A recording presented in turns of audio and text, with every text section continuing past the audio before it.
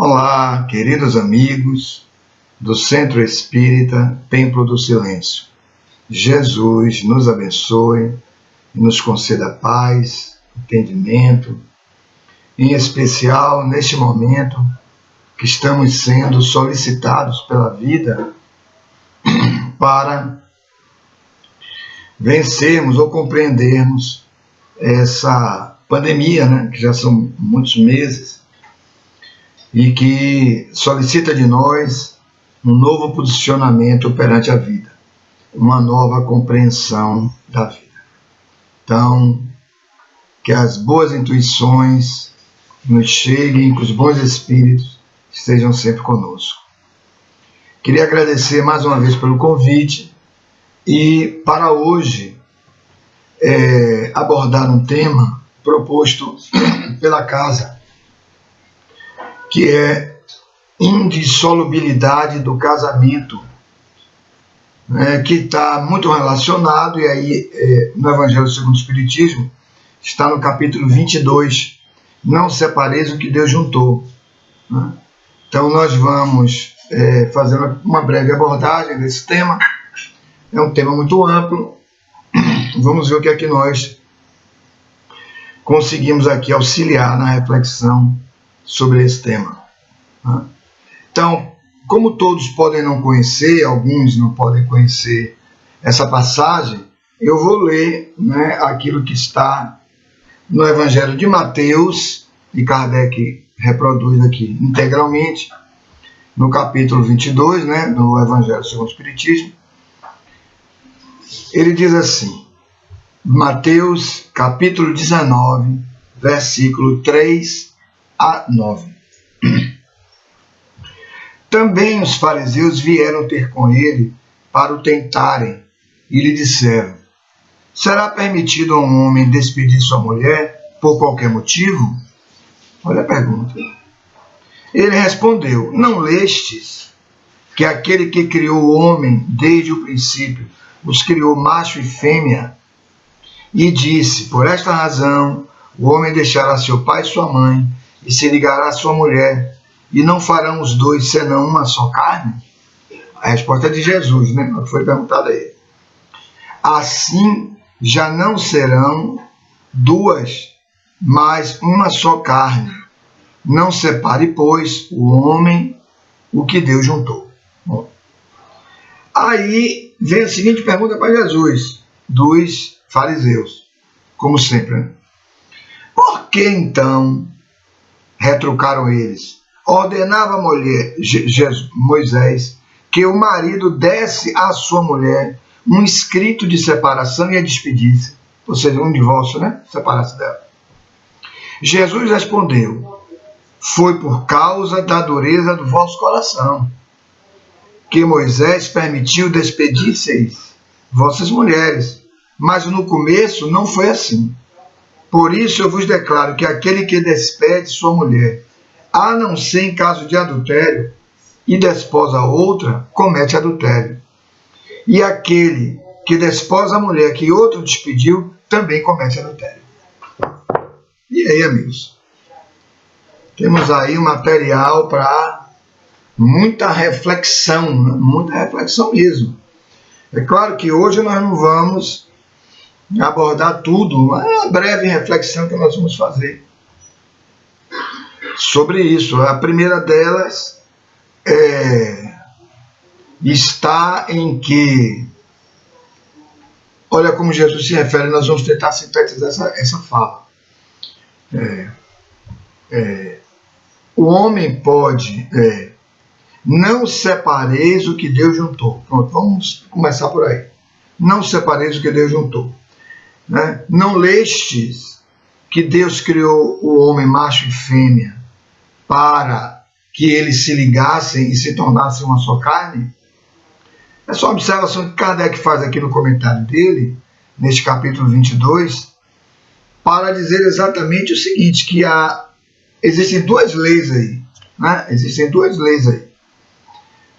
duas leis de Deus, porque isso tudo também vai misturar com as leis civis de cada país, Mas aí ele destaca duas leis de Deus. A primeira, a lei de reprodução, que ela é necessária para a conservação da espécie. Não lestes que Deus criou macho e fêmea e que eles deveriam se unir e tornar uma só carne? Tornar uma só carne é tornar uma carne. Vínculo, tornar uma carne de um terceiro, né? Olha aí. Como é que você une homem e mulher e torna uma só carne? Em um filho. Porque o filho leva o material genético do pai e da mãe. Não é assim? Então, essa uma só carne é o filho. Ou seja, ele está falando da lei de reprodução, que é baseada nos instintos, né? Os instintos de reprodução, os instintos sexuais. Né? Então, essa é a primeira lei que Kardec diz, para haver o quê? A perpetuação das espécies e possibilitar as reencarnações daqueles que já morreram. Para, dentro do processo da reencarnação, ocorrer o quê? O desenvolvimento, né? A evolução, o desenvolvimento do espírito, o progresso do espírito. Né? Então, amigos, essa é a primeira lei que ele vai destacar. A segunda lei é a lei de amor. Né? É a lei de amor. Por que a lei de amor? Porque é a lei da afetividade. As pessoas se ligam não só por um instinto sexual, mas também por uma afetividade. Né? Também por uma afetividade. Porque é necessário que haja afetividade para haver manutenção do vínculo. Qual é o casamento que vai se sustentar, amigos? Como casamento, ou seja, o que é o casamento? Não é apenas o encontro de corpos, mas é também o encontro de almas.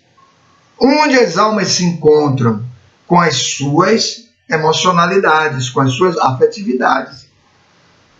É assim que as almas se encontram, é assim que elas se mantêm juntas. Onde não há amor, não há vínculo.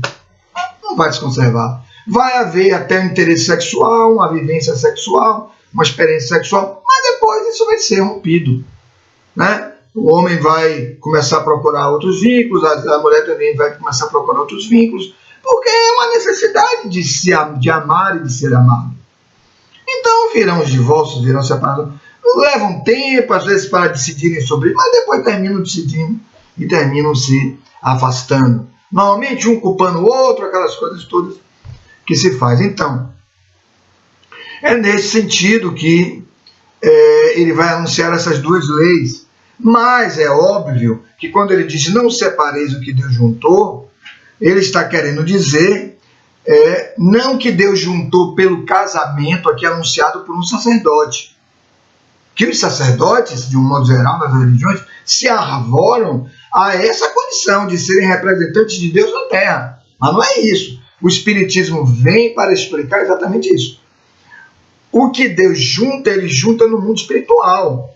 Quando os espíritos fazem os seus planejamentos reencarnatórios e se ligam, se vinculam, né? Propõem-se, né, entre eles um vínculo corporal aqui na Terra. Não só corporal, mas um vínculo de afetividade, que são os casamentos que formam as famílias. Então lá Deus valida os planejamentos reencarnatórios. Aqui tudo é realizado no sentido de se fazer efetivamente esse encontro, para que então aí os espíritos decidam se vão manter isto ou não. Porque o casamento, ele é prova e expiação. Né? Os casamentos, eles são provas e expiação. Estamos no mundo de provas e expiações, não é isso? Então, todo fato central, né? Não é qualquer fato, tomar um refrigerante, tomar uma água, isso não envolve prova e expiação. Né? Mas, eu digo fatos de natureza moral. Todos os fatos de natureza moral, todas as ocorrências de natureza material grave, como doenças, etc., tem a ver com prova da expiação. Não é? Então, prova, expiação, casamento. O casamento, obviamente, é uma prova. Tanto é uma prova que você pode desistir dela. Na expiação, você não tem como desistir. A expiação é uma situação impositiva para o espírito. Né? Então ele é imposto a ele não tem mais escolha. Já teve as provas anteriores para evitar exatamente a impositividade das pessoas. Mas ele não conseguiu vencer. Aí só impositivamente. Né?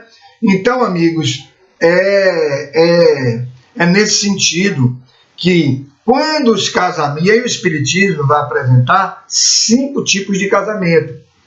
Né? 5 tipos de casamento, não sei se vai dar para a gente analisar todos hoje aqui, porque é muita coisa, mas 5 tipos de casamento.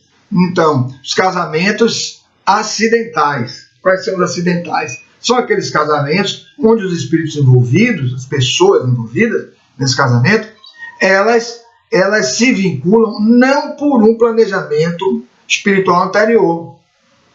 Né? Apenas se conheceram, simpatizaram uma com a outra, e na verdade o que é que fizeram? Fizeram um encontro. Normalmente são vínculos de natureza mais corporal, sensório, né? Sexual, ou por outro tipo de interesse que não o amor. Né? São casamentos acidentais nesse sentido. Ele é um acidente porque ele não é o resultado de um planejamento espiritual. Né? As pessoas são livres. Né? Mas nesse sentido, o que é que acontece? Normalmente são casamentos também que não demoram muito. Normalmente não geram filhos, não geram grandes vínculos emocionais. Há um tempo e depois se desfazem e cada um vai para o seu lado. Mas aí já tem um vínculo já para a próxima. Né?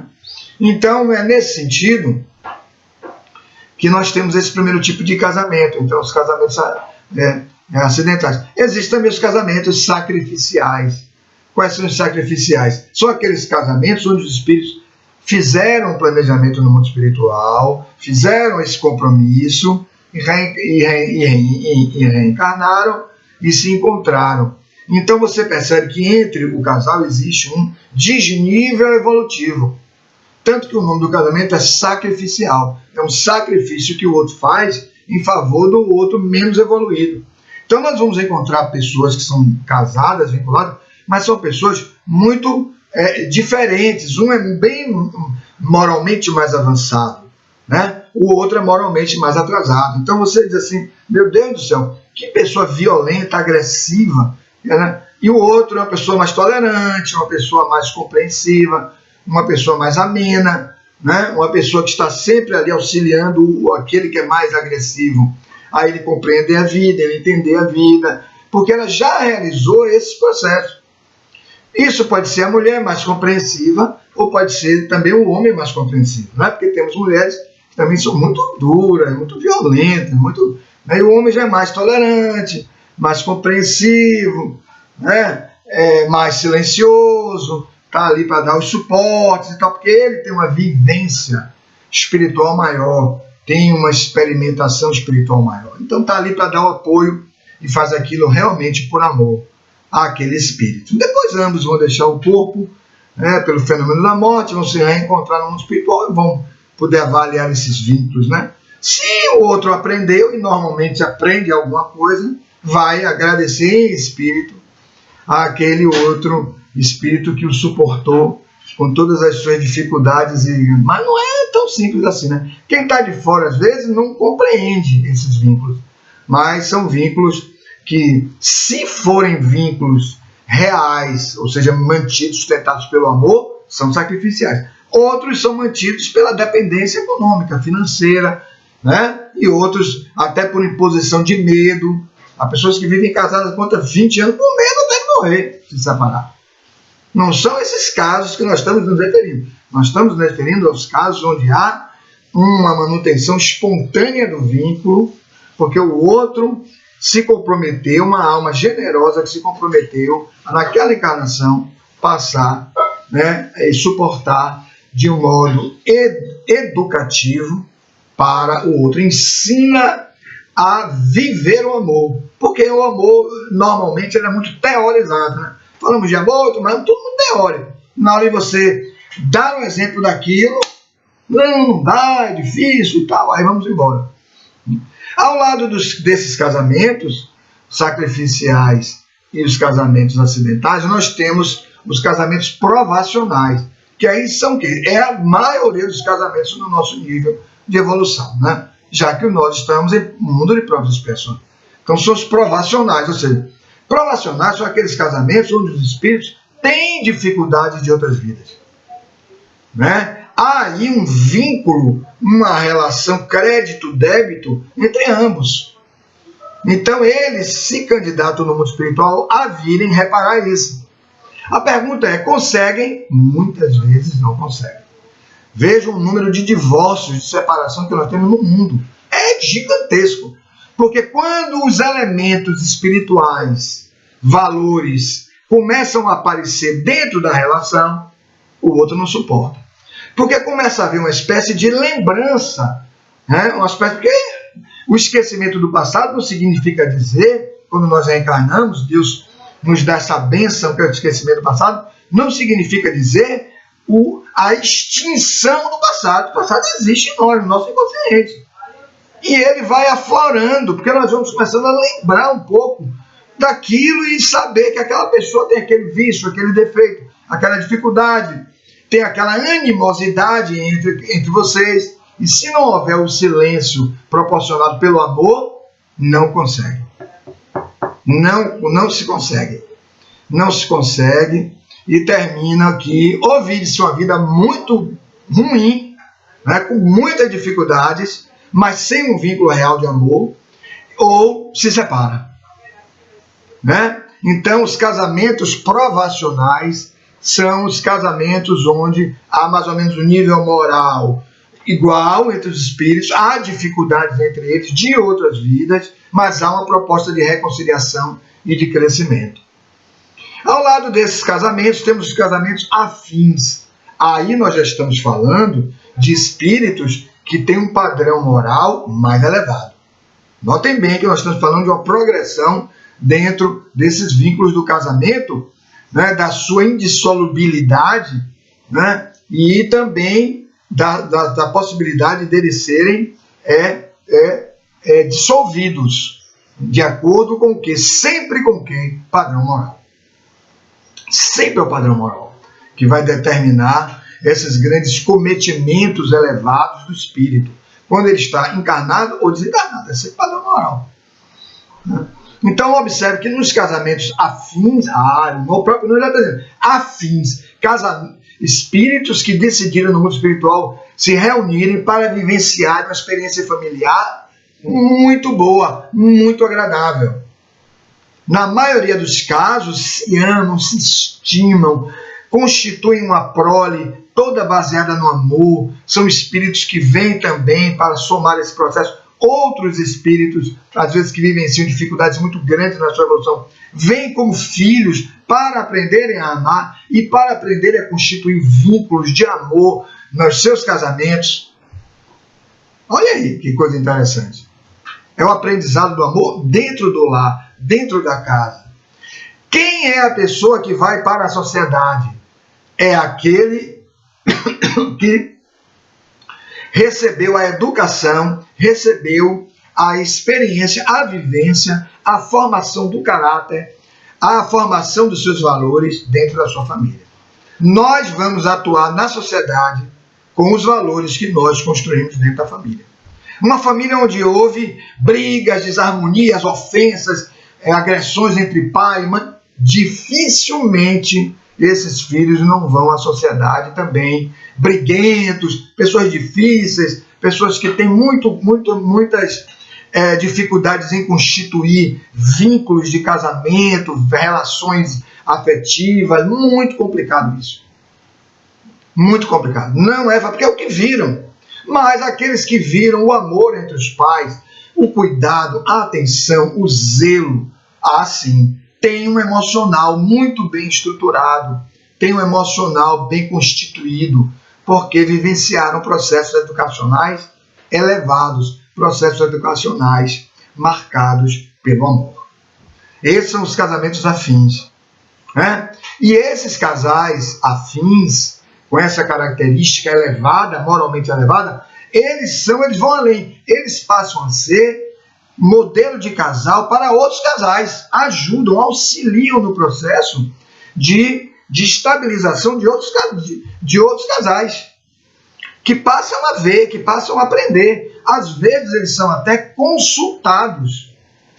Vamos lá conversar com fulano, com Beltrano, às vezes até uma coisa inconsciente, mas vão se comunicar, aí vai receber o aconselhamento. Mas tenha calma, tenha um pouco de paciência, é assim mesmo. Os vínculos não são fáceis, os vínculos são difíceis. Tenha um pouco de... Faça oração. Olha, pense, reflita, não tome essa decisão precipitada, porque são casais maduros. É o casal maduro que está retransmitindo aquela sua vivência amorosa. Não há mais aquela precipitação, aquele embate, né? Não há disputa entre os cônjuges, entre os companheiros, porque tem casais que vivem disputas. Imagine, eles se unem para crescerem juntos. Não, entra em disputas. Pense aí, se esse casamento vai dar certo. É claro que não vai dar certo. Eles precisam mudar muito o entendimento deles sobre o amor, sobre a compreensão, sobre a indulgência, sobre a caridade. Porque tem que haver caridade entre os cônjuges, senão o vínculo não se estabelece. Né? Então, amigos, para concluirmos essa etapa da nossa exposição, temos os casamentos transcendentais. Olha aí, esses aí são o top do top dos casamentos. Que são aqueles espíritos que têm vínculos no mundo espiritual, virão fazer trabalhos, tarefas de caráter espiritual e social muito elevado e decidem se vincular em matrimônio. Por quê? Porque eles precisam de uma sustentação mútua para realizarem a tarefa de caráter geral que vão realizar. Né? Então notem aí que transcende mesmo, por isso a palavra transcendental, transcende mesmo uma necessidade corporal. Eles não se vinculam nem tanto por aspectos sexuais. Já passaram disso. Claro, tem uma vivência sexual, mas não é o objeto da relação deles. O que eles veem é realizar juntos tarefas como desenvolver toda uma região, podem desenvolver na condição de empresários, montar uma grande estrutura, porque uma empresa muito bem montada, muito bem estruturada, é o resultado de uma família, de um vínculo muito bem estruturado também. Onde ali não se vai apenas visar recursos, vai se desenvolver toda uma cidade. Vão desenvolver, às vezes, atividades educacionais. São donos de escolas, redes de escolas, não é? Então, pessoas, às vezes, que podem até ser religiosos, desenvolver o pensamento religioso em um determinado país, uma determinada região, porque há vínculos religiosos que permitem os casamentos. Não é? Então, notem, normalmente são espíritos muito desprendidos da coisa material. Né? E a atuação deles é uma atuação de um caráter bem mais geral. Eles já escutam muito, tem campo intuitivo muito aberto para as emanações da espiritualidade mais elevada. Né? Então notem esse tipo de vínculo no nível dos casamentos. Então, amigos, esse é um tema bastante amplo, nós estamos aqui dando alguns detalhes, algumas pinceladas sobre isso. Mas então, vem a parte interessante, onde Jesus diz assim, onde ele interroga assim, mas por que então Moisés permitiu que... Olha a pergunta dos caras. Por que Moisés permitiu que então, se não é para separar o que desuniu, por que Moisés permitiu então que o homem desse uma carta de divórcio à mulher? Aí Jesus falou, mas meu amigo, ele permitiu isso por causa da dureza dos vossos corações. Olha aí a questão. A dureza do coração. A dureza do coração é o ponto central da nossa evolução ou involução, né? Ou estagnação da nossa evolução. O que é o coração duro? É o coração que não permite nada que não seja rigoroso. É tudo rigoroso. Né? O duro de coração é o rigoroso. Então nós vamos ter o quê? Nós vamos ter pessoas bem bem duras nas suas manifestações, né? Pessoas bem duras nas suas manifestações. Então nós vamos perceber pessoas que não admitem um deslize, né? Pessoas que são incapazes de desenvolver um processo de perdão. Olha aí, o coração duro é o coração que não ama, que tem dificuldade de amar. Ele é engessado em modelos, em estruturas. Como é que pode haver aí casamento? Aí ele diz, bom, nesses casos, você está violando o seu compromisso. Nesse caso, você está violando o seu compromisso. Por isso que ele diz um pouquinho na frente, né? Não separeis o que Deus junto, a não ser em caso de adultério. Ou seja, nós estamos adulterando um compromisso. Não é só adulterar uma traição física. Adulterar é violar um compromisso, violar algo que era original. Quando alguém adultera um produto, né? Aqui é refrigerante, eu ponho água e vendo como se fosse refrigerante, eu estou adulterando o produto. Aquilo era originariamente refrigerante. Quando eu ponho água, eu adulterei o produto. Já não é mais o original. Então já não é mais original o pensamento, o compromisso, as disposições íntimas para a reparação, para o vínculo, né? Para o trabalho. Nos casamentos afins e os casamentos transcendentais, nem se fala nisso, porque aí os espíritos já estão perfeitamente consolidados no vínculo, já tem evolução espiritual, já sabe o que vieram fazer, já tem suas tarefas, já tem... Nós estamos falando aí dos casamentos provacionais. Não quero, não dá, é uma pessoa muito difícil, aquelas coisas todas. Aí começamos a botar a culpa no outro, né? Ninguém sai dizendo que é culpado, todo mundo sai dizendo que o outro que foi culpado, né? E se perguntar a pai e mãe, irmão e amigo, não, aquilo não é o culpado mesmo, foi ele. Ou o culpado mesmo foi ela. Ninguém vai dizer que o homem ou a mulher, seja lá quem for, teve algum grau de culpa, a não ser os verdadeiros amigos. Olha, fulano, pare um pouco, reflita. Veja se essa conduta sua foi correta, veja se foi correta, veja se não é. Poucos fazem isso. Então, essa dureza de coração, ela é essa ausência de amor. Onde não há amor, o vínculo não se sustenta. Podem até ficar juntos na mesma casa, mas não se amam. Mas vão ter pensamentos fora, podem até não praticar atos efetivos de uma traição sexual, mas pensam, não estão no vínculo, não estão ligados àquela pessoa, porque não amam aquela pessoa. Já em síntese, o vínculo terminou. Só existe mesmo aquela coisa corporal.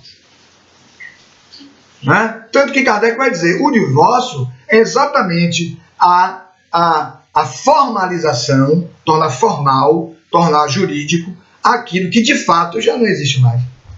Porque não é uma certidão de casamento, ou o padre, ou o sacerdote, e agora eu declaro marido e mulher, que vai fazer que as pessoas fiquem juntas? Não é isso. Quem faz que as pessoas fiquem juntas é o coração, é o sentimento. Então, o amor. O duro de coração não ama o outro e mais não ama nem a si mesmo. São pessoas que se impõem muitas exigências e se impõem muitas culpas. A culpa é fruto da dureza do coração. Mas não vamos entrar em culpa hoje, senão é muito extenso aí. Então é isso. Jesus chega ao ponto de dizer no Sermão da Montanha, vós sois o sal da terra, se relacionando a todos os nossos vínculos, mas também aos vínculos da afetividade do casamento. O que é ser o sal? Ser o sal é ser o elemento que preserva a relação. Olha como ele associa um elemento da natureza, que é o sal, com uma relação. O sal era usado para preservar os alimentos. Até hoje se salga a carne para preservar a carne. Depois você vai comer a carne, o que você faz? Tira todo o sal e come a carne. Porque o sal tem essa qualidade de preservar o alimento. Mas aplicado aos seres humanos, aplicado aos espíritos, às relações, ser o sal, como Jesus diz, é preservar as relações. Né? É preservar as relações. É também dar sabor às relações. Permitir, né, que o outro tenha o seu sabor destacado. Isso é um elemento sal. O sal destaca o sabor de outros alimentos. Permite que o outro seja quem ele quer ser na relação. Que há pessoas que sufocam a outra pessoa. Você não pode ser quem você é. Imagine, vive sua relação, mas você não pode ser quem você é. Você tem que ser a pessoa que eu quero que você seja. Há casamento? Não é? Há amor aí. Você está amando isso, a pessoa. Não é? Um outro vínculo de base essencial para e existente nos casamentos, nos vínculos afetivos, é a amizade. É a amizade. A amizade, ela sustenta muitos vínculos. Né? Muitos vínculos. Então você gosta, ama a pessoa como amigo. E essa amizade precisa ser preservada nas relações. Há pessoas que têm grande entendimento até sexual dos vínculos, mas não têm amizade. Não é suficiente. Não é suficiente. O querer bem do outro, o importar-se com o outro. Tanto que no final de uma vida, quando a lei prepara muito bem, né, a lei de destruição, que é a lei de destruição? É aquela lei que atua sobre os corpos, a fim de que os corpos vão perdendo fluido vital, energia vital, os órgãos também vão se debilitando, as suas secreções, hormônios, enzimas vão sofrendo processos de redução, de fragmentação dessa produção, e você vai precisar fazer tratamentos médicos, compensações químicas, né, com os remédios, tudo, para poder aqueles órgãos ainda se manterem e você se manter vivo. Mas a lei a lei de destruição, né, ela vai levando o indivíduo à extinção, né, dessa capacidade de se realizar atos físicos mais intensos, tanto que as pessoas mais idosas já não levantam direito, já têm dificuldade de se movimentar, mas eram jovens que não batem em todo mundo, né? Tá, aqueles caras que eram valentes, mas aos 90, olha como a lei ensina, aos 90 ele já está rezando para que alguém não bata nele. Né?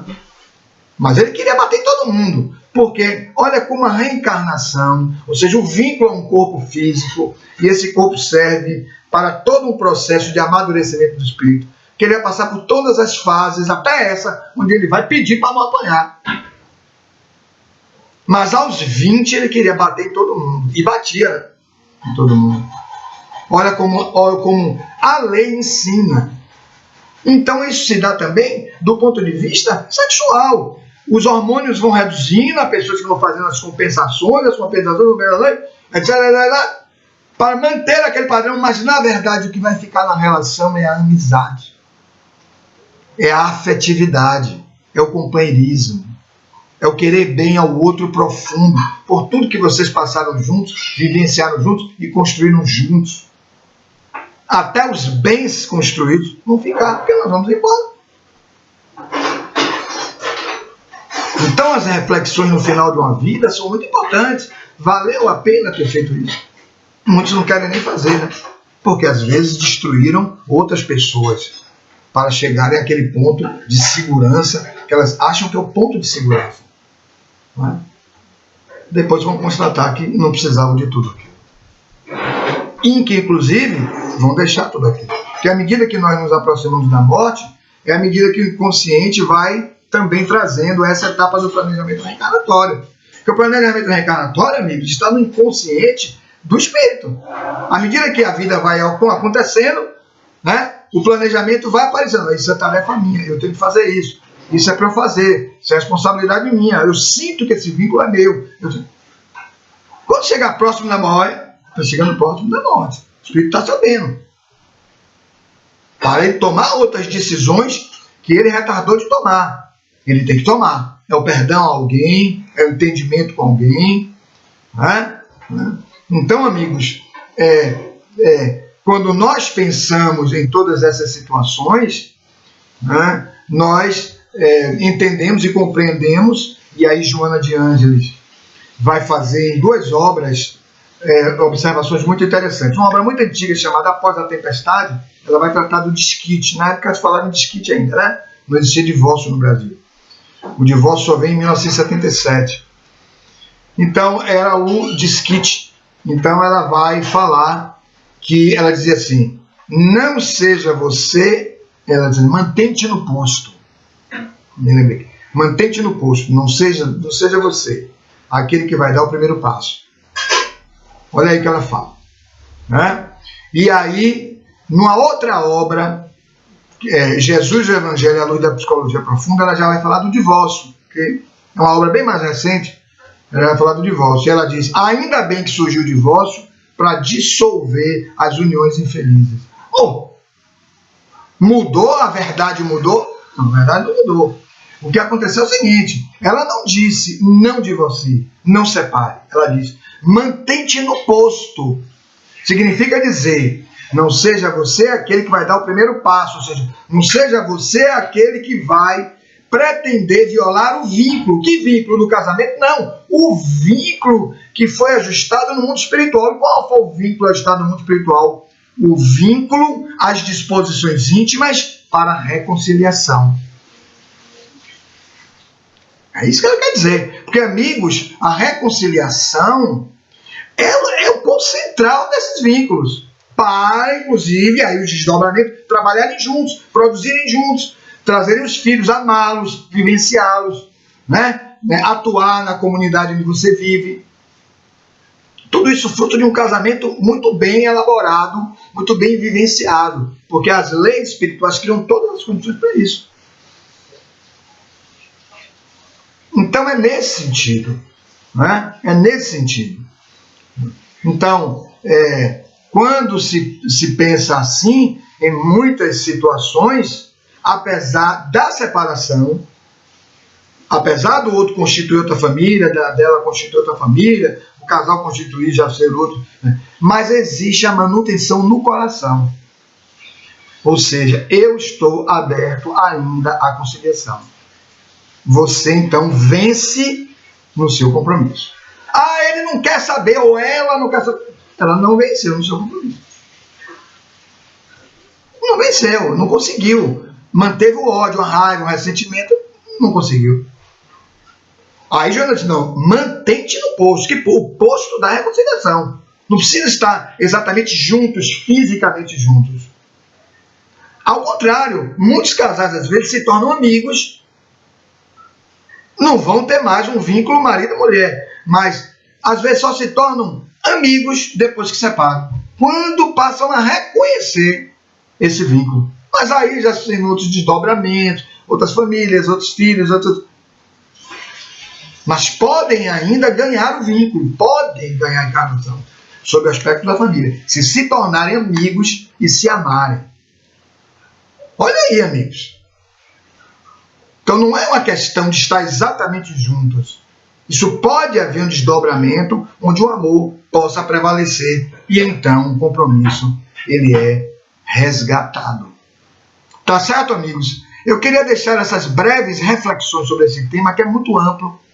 Há outros desdobramentos dentro dessa passagem, mas que demandaria uma abordagem bem mais longa, bem mais cansativa, né? Para aqueles que escutam as palestras não podem também ser muito longas, né? Sob pena de cansar as pessoas que escutam.